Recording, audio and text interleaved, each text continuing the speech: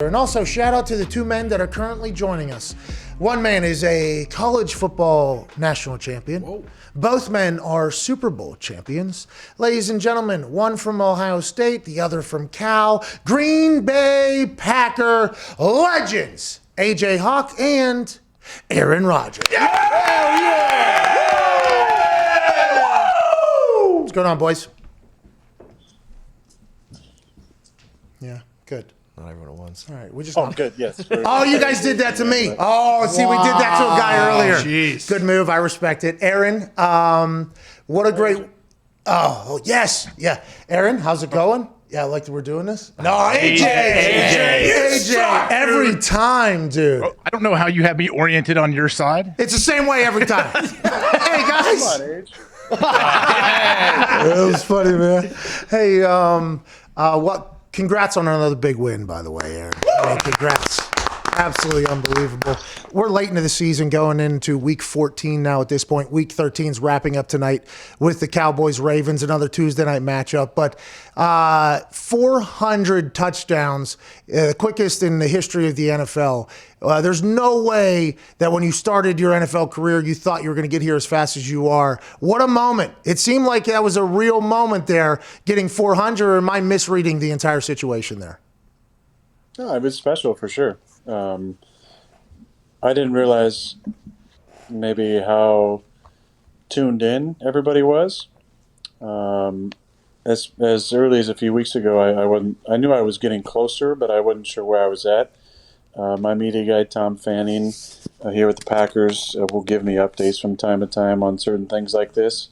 So I was aware going in I was 3 away. I wasn't aware how much the guys were. I'm not one to want to stop games or have overt celebrations for milestones. I feel like they should happen in the flow of the game, and they're exciting, definitely, but they're more legacy things you look back at when you're done playing. But it was pretty cool to have that moment with Tay, really doing all the work there on the 400th, and then to actually get the ball. I've said it a few times, but JJ threw 100 in the stands. Tay caught his first touchdown on 200.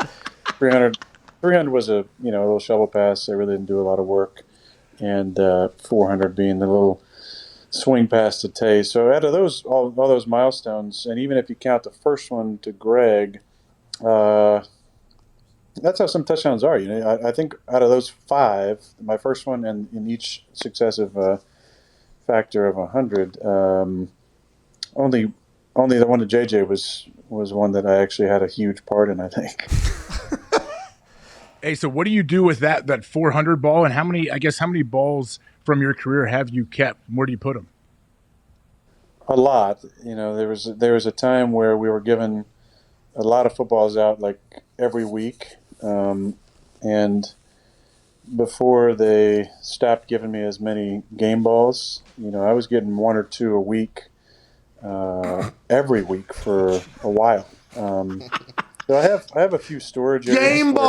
Game ball. Another you saw him, yeah.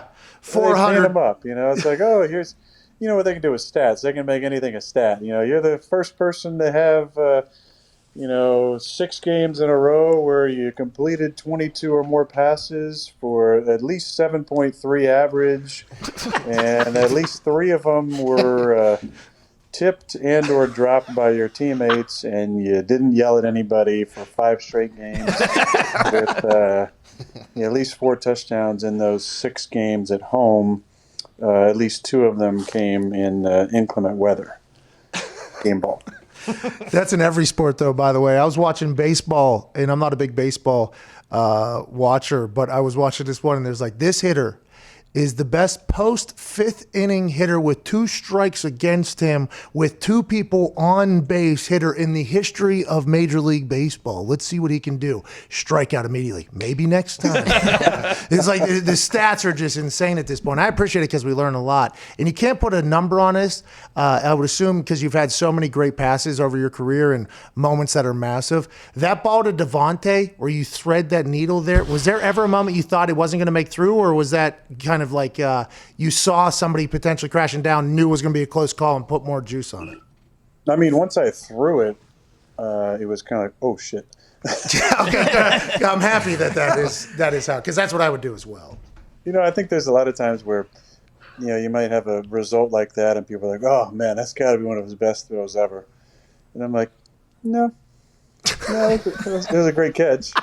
I love the call, from Matt, backed up.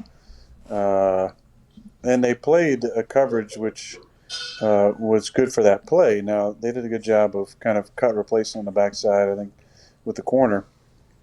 And I kind of felt the backside corner. When I came off the fake, the safety was gone. So they play a weird kind of inverted cover two. Coach Schwartz has developed in Philly, where the corners are playing like the halves, and the safety, who looks like he's a single high safety, is kind of a pre-aligned Tampa 2 dropper almost. So it allows for a one high look to play two high, and it's a really good disguise. On that play, we were fortunate to get it. So when it came off the fake, the safety was out of the middle of the field, and Devontae read it correctly. And but right when I threw it, I was like, I think I underthrew that a little bit. It worked out. Tay made a fantastic catch, but it wasn't my greatest throw. I don't think it was a bad throw, but it just wasn't one of those ones you feel really good about. Yeah, I mean, not even top 15 probably. Right, not in top 15. I mean, best throw probably close to the season, one of the top 5, but top 15. So sorry to interrupt. If you're a man watching this, you deserve to have long, great. And you can do that now with our friends at Roman. Right now, you go to GetRoman.com. You get $10 off and free 2-day shipping on Roman swipes, which are guaranteed to make you have longer, more fulfilling every time you get in the sack. Now, let's get back to the fornicating action. Do you know that going in, that whole thing, or is that something you see on the field live? Or did you film study know that they have a one high look that actually drops into Tampa 2? That's something from film study going in? And is there like not that you should give away too much here because of competitive advantage and all that, but is there something that you got as a key on the film that you knew that was the look whenever it comes? No, I mean, I think that's just film study. There wasn't necessarily a key. They do a good job of disguising it. They did a nice job of making the one high look like two high. They haven't played as much of it this year as they did maybe last year. Last year we played them. They played a number of snaps of that two high. That two Philly coverage that we call it. They hadn't played as much this year, and it wasn't a huge part of the plan. But they do a really nice job of disguising it. I don't think there's a lot of tells, if any tells. It's just really at the snap with the safety not getting a lot of depth. He kind of drops in or kind of stays in place. So they do a really nice job of disguising their good veteran defense. Hey, what do you say to Carson Wentz after a game like that? And second part of that question, you got a lot of good TV time when you were out there congratulating the other team, and you gave, I'd say, 7 to 9 old man gentleman standard handshakes. It was just great to see. It was great. It reminded me of the good old days. You're just giving these straight handshakes to these 21-year-old kids that have been watching you play for 15 years. That was fun. And do you sometimes wonder, what am I doing here? Is this a handshake like a gentleman, or am I dapping this dude up? Do you ever have any worries? Oh, for sure. It's a major phobia post game. What are guys going to do? I think for whatever reason, maybe because of my age, people are more apt to just go for the old school handshake. He's so it white, actually helps older. Me because I'm not saying that's my go-to, but I'm saying that might be top of mind. I'm ready for any of it. I feel like if you watch the thumb, when it starts pointing kind of up a little bit, you have a good idea it's going to be a dap. You kind of get into the old bro hug. If it's more kind of level, that means they're going old school handshake. So there was definitely a good amount of those. But no, I wanted to see. I definitely want to see Carson and talk to him after the game, and Jalen. I got to talk to him for a little bit, which was nice. Richard Rodgers, an old teammate. And then just I think the respect level when there are veteran players like Brandon Graham and Fletcher Cox, and guys you played against for a long time. It's fun to see those guys. Alex Singleton, the middle linebacker, is a buddy. He works out with us out in Los Angeles in the off season. Great story, CFL player who had a couple really really good years up there, and has come down and become a starting backer in the league. Just a great dude. Works his ass off. and worked for everything he's gotten. Really happy to see him get an opportunity, and he's become a really good player. But I don't want to talk about what I said to Carson. I feel like there's some things that just really need to stay, even with this show and how much I love to divulge on this show. I've been meaning to talk to him for a while, and I'm glad I got the opportunity to say some things to him because I've always respected his game and been a fan of his game, and I think he has a really unique skill set. Obviously this hasn't been a great year there in Philly.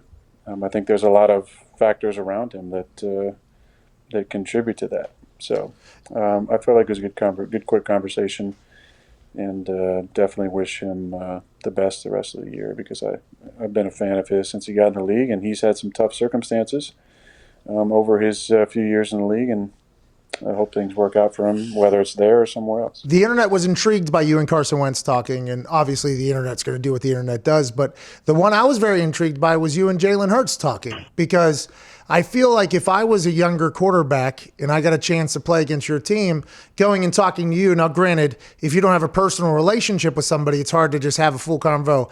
How does that go? Does Jalen like ask you any tips there? Is it just like a mutual respect type conversation? Is that kind of what it is? And I would assume that happens after every single game. I mean, I watched a clip where like 4 people after the Colts game were looking for your autographed jersey. I would assume that you are a busy man after there, but how do those, we've talked before about how the conversation is depending on how the cameras are, but I assume a lot of young guys, quarterbacks especially, they have to come and do they shoot their shot? Like, this is a chance I get a chance to ask by a lot of people, everybody's said the most talented quarterback of all time, a little piece of advice here, or how'd that go? Well, I think first of all, it's kind of what the formality is. You go over and see the quarterback. I think there's a feeling of understanding. You play in the same position. You understand how much it takes to get ready to play each week. You understand how important that job is and what it takes mentally to go out there and compete and be successful. So there's a base level of respect that goes along with playing quarterback in this league. And that's why I enjoy the conversations every single week. If it's a guy I know really well and get to have a minute to catch up, or a guy that I don't know well that I can say something to, like the young rookie in Jacksonville. Don't know him, never met him. I don't go out for pregame warm-ups, so there's no conversation before. But what I did want to say to him was that was a hell of a spin move, because the previous week he had done a reverse spin move on a guy and scored a touchdown. That's what I wanted to tell him. That was pretty cool. Guy like Phil, in Indy, I have a ton of respect for him. He was drafted in the class before me. I've known him as a competitor for a long time, competed a few times, and just not sure if this will be the last time we play against each other. And wanted to make sure I, paid my respects to him for the career that he's had, for the amount of respect that I have for him as a competitor, what he's accomplished in his career. I think those are fun moments to share with a guy like with Jalen, who I watched in college and enjoyed at both schools that he was at. I really enjoyed the way he carried himself, especially with everything that happened to him with Tua kind of taking over a halftime of a championship game, and then him going to another school and having a fantastic season. I just really appreciate the way he carried himself. He did most of the talking in that conversation, very respectful. I appreciated, the respect that he showed me and his comments. That was a nice conversation. And then, I did more of the talking with Carson just because I feel like I had a message I wanted to share with him and hopefully encourage him a little bit. I'm surprised NFL Films didn't release that as soon as you said it. As soon as it came out, I'm surprised they didn't just put that out there. That feels like something. Well, to be honest with you, I definitely wasn't mic'd up, and I did give one of the look around to see if there was any of the booms there. I think that it's been great for us in NFL Films. I mean, I grew up watching, Steve Sable and loving those moments. I think there's some conversations though that you do appreciate, having be private, and that was one of them that I just wanted to share between Carson and I. If he chooses to talk about it, I have no problem with it, but I think that's one that will probably remain between him and I. Hey, how excited are you that I would assume you got word that Jim Nantz talked a little bit about the I Love Gold situation and Gold member, and he and Tony were trying to figure out the whole game. Like, what you guys were doing in certain times. And maybe Ty can explain it a little bit more to you, but it's getting out there. Hackett's getting a lot of good pub for it. And I feel like your whole team's buying in. Now I'm sure all of Packer Nation is behind you. Is that something that you had? Was like this? Did you set this up like way back in August? Yeah. This has been a scheme, I think, hatched and developed by Hackett. The end game, I will admit, and there's no better forum to put this out there than this one. Amen. But we want Mike Myers in Green Bay. Hey, let's go. We want him in Green Bay as Gold member in our, whether it's in the team room on Fridays, on a Friday to introduce the Gold Zone presentation, whether it's a video we can get from him, whether it's a Saturday night speech from him. Look, as Gold member, as Austin Powers, as Fat Bastard, whoever he wants to be. Obviously, we're big fans of Gold member, and we're not fans of schmelting because when you have accidents, things happen.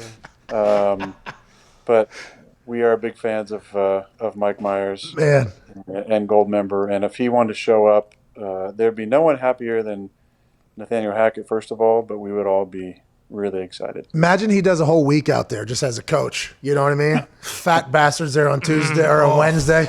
I've got crap on deck that could choke a donkey. That dude was fucking electric. Imagine Mike Myers as an interim coach for the Green Bay Packers for a week in all of his characters. You get the Gong Show character he was as the host there for like Thursday practice. Fast Friday, then all of a sudden is the Gold Zone, also Red Zone, I'd assume. Have him come in there.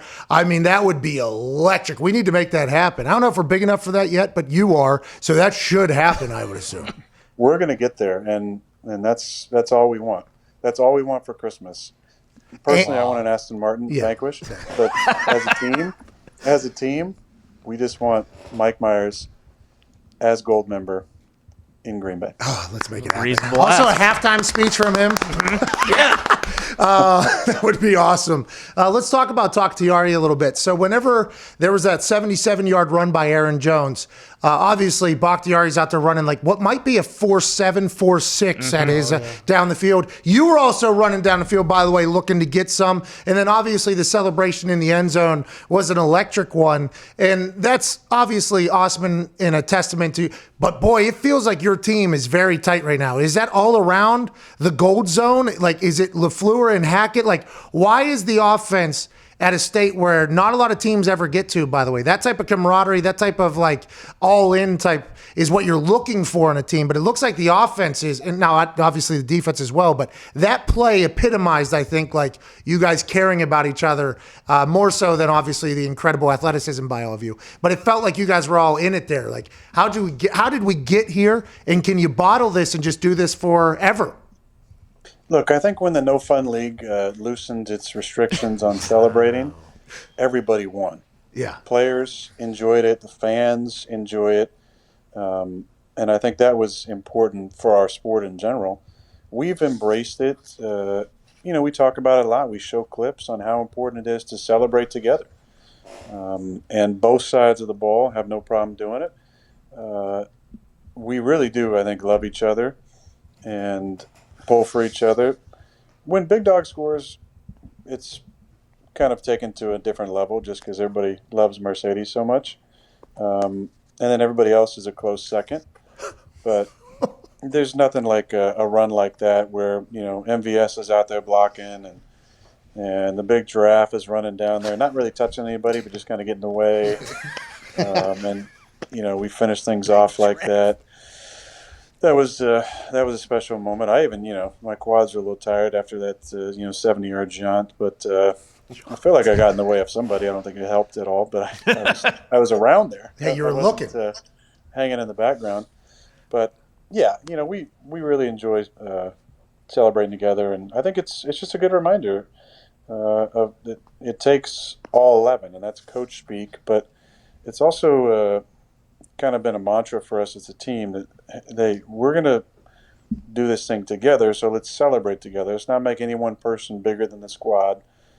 Even though we have some incredible individual performances every single week, we do always celebrate together and celebrate with the big guys too, because a lot of them are on the extra point team, so they don't have a lot of time to celebrate. So let's make sure we celebrate with them quickly, and whether it's Elton getting down there Corey, last year we used to give Brian Bulaga a bunch of shit because, he would never come down to the celebrations, and we got him one time to do it, and it was one of the greatest things ever.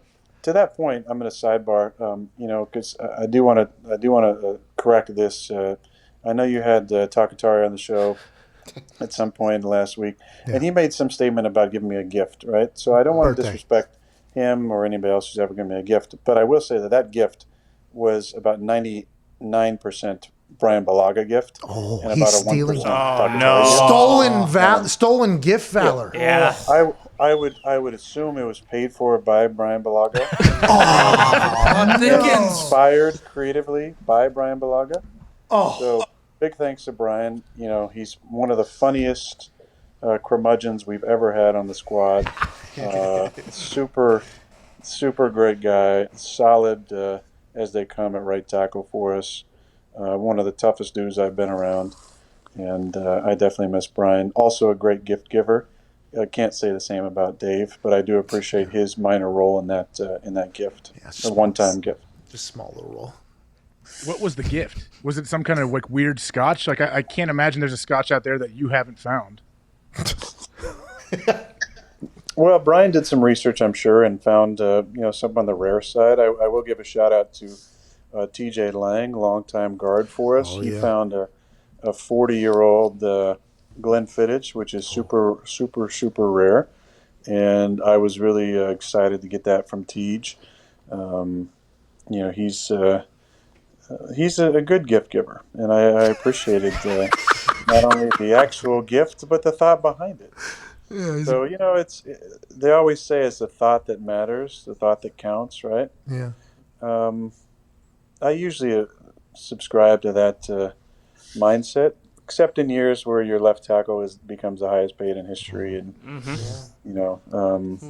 you've got him so many things over the years, special things, meaningful things he wants, contact with his loved ones to make sure that the gifts that he gets are exactly what he's been pining for all year, because God forbid he doesn't have something that he wants or needs. Jet ski, he needs it. So it's just, I guess that's love, but it only goes one way most of the time. Yeah, well, just know that on this show, the love goes your way. Just wait till you see what we got you. Ty Schmidt, what do you got, pal? Aaron, I noticed on Sunday you were really throwing your body around, had a couple of big-time blocks. Was that something you emphasized going into this season because you can't really get any better at throwing the football, so it's like we might as well go pancake hunting? Smart. God, I love you, Ty. Smart. Well, yeah, I got in two people's way. I feel like that was two more people that I'd gotten in their way, and then probably the last 6 or 7 weeks. So it was a really big day for me. Big day. We had a couple other plays that I was really excited about, maybe getting out and lead blocking. But, they saved them for another day. I get it.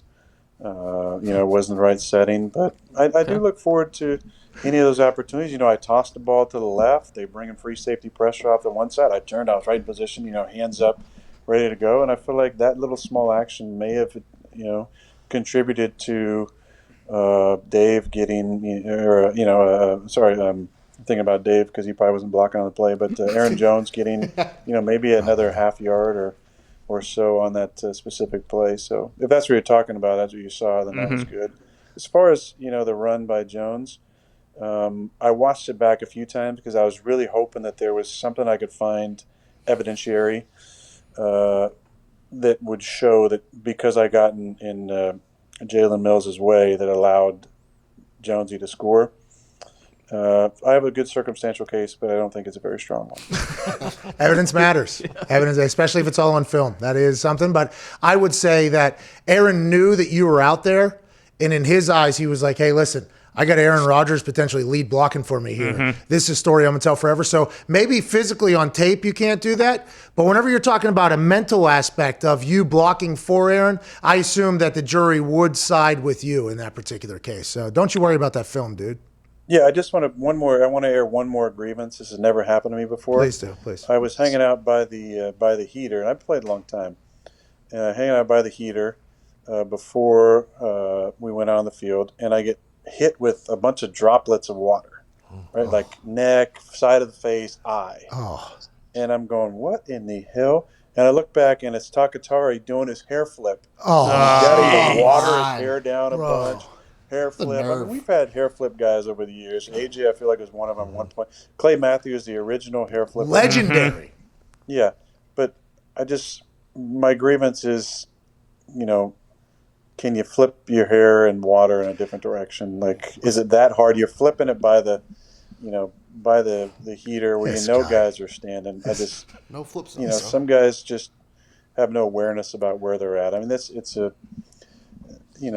a problem with society in general. Just a lack of spatial awareness by so many people. Accountability. But that's Jeez. kind of my only grievance from the game that I Yeah. want to hear. Yeah, he played pretty good. I wouldn't have any other grievances either if I were you. AJ, you got anything? We got to get Aaron out of here. He's got something at 2:30 here.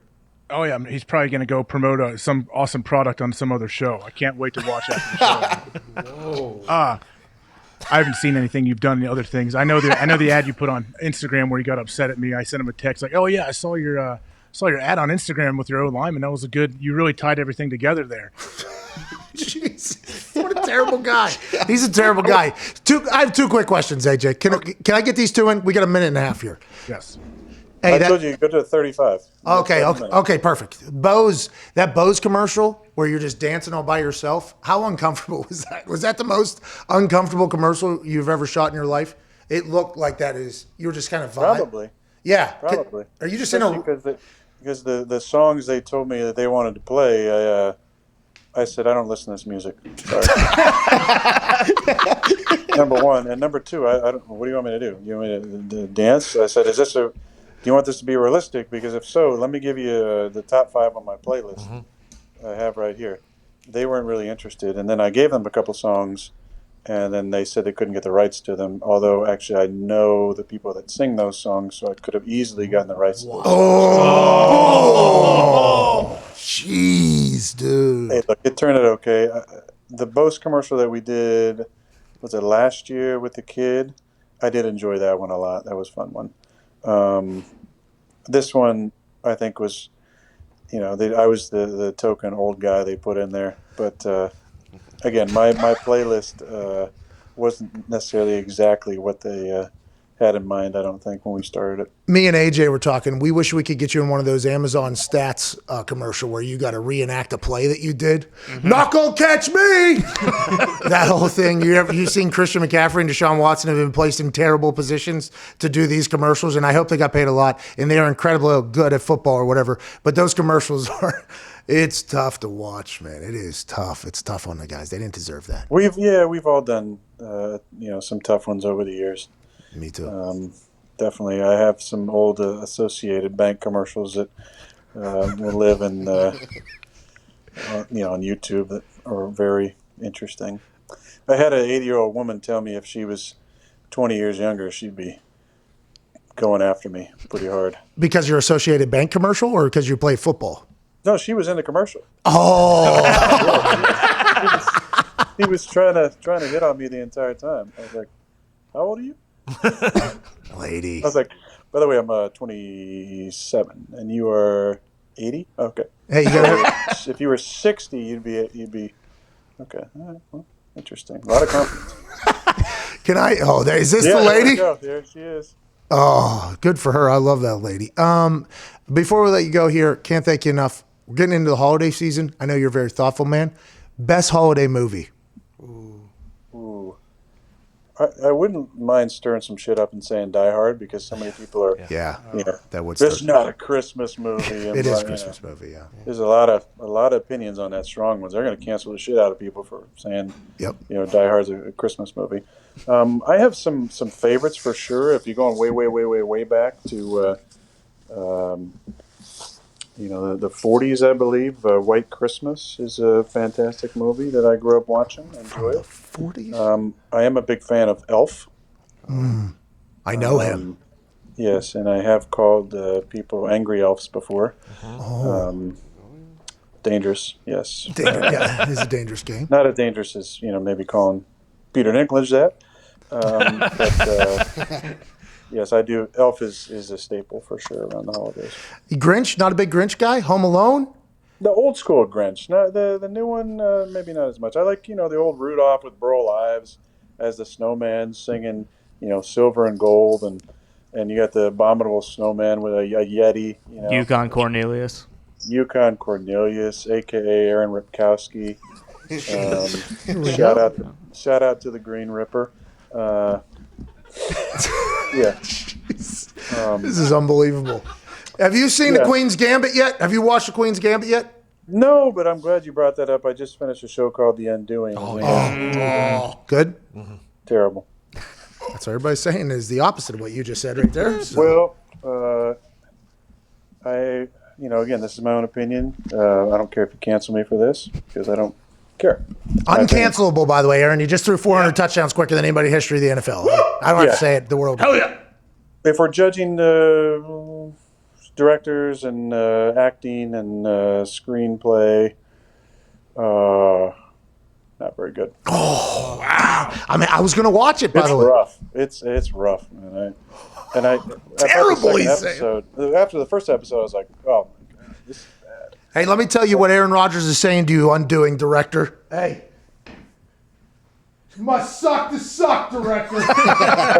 It must suck to suck, Undoing. That's a shame. People are going to be mad at you for it. You just think that, there's got to be something here that's going to, bring it home. Yeah. The Queen's Gambit will do it for you, I promise. That's what I hear. That's going to be the next one when I get some time. All right. Well, you got a lot of time, obviously, to prepare for the Lions. Good luck this weekend. They don't have a coach. They seem inspired. Taking on Matty Stafford, a man you complimented weeks ago. Excited to see how you do. Thanks for the time today. Good luck, brother, ladies and gentlemen. Most talented quarterback to ever play football. We'll be in a conversation of greatest football player of all time, Aaron Rodgers. Thank you, buddy. I love you, Aaron. He just shit on The Undoing. He did. Wow. I mean, hard, too. I was going to start. The internet loved The Undoing. Like, whenever I go, I'm starting to watch The Crown, people are like, well, put a pause on The Crown. Okay, it's good. Need to watch The Undoing. Need to watch The Undoing. Turns out I'm not watching the goddamn second of that thing. No way. No way. Not if 12 says it's terrible. Yeah, I mean, I've already seen it. Listen, I respect 12 on the football field. I thought it was okay. I mean, it's not going to change. It's only 6 hours. It's only 6 hours. Queen's Gambit does the same thing. I agree. Queen's Gambit much better, but, hey, it's something. Wow. Okay, so you have seen both. Yeah. All right. Hey, he's really good at the football, huh? That guy? Unbelievable at the football.